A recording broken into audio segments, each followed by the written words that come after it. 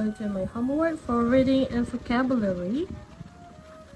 Show how character you wrote. So, the title of this book is Snow White and the Seven Dwarfs. I think there's so many people know about this book. It's so quite popular. I think it's so popular. So, this book have a four main character. The first Snow White, second it's Prince, third is the young queen, and the fourth is Seven Dwarfs. So let's get started. The first character I would be impersonate is the young queen. Mirror, mirror in the mirror, who's the fairest of us all? And the mirror said, Actually, it's Snow White.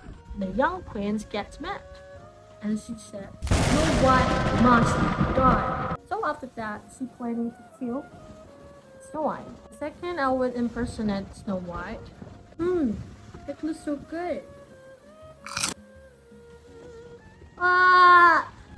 Third, I would be the dwarves. I'm not be a seven of them. I think just one of them. Not again! No that! No cool! Snow White is dead! Or I will be a prince. Where am I? Who are you? I'm a prince who wants to marry you. And after that, Snow White fall in love with a stranger, and that was a prince. I kinda confused about it, but yeah, that's the ending. I think that's all for me. Thank you very much. Goodbye.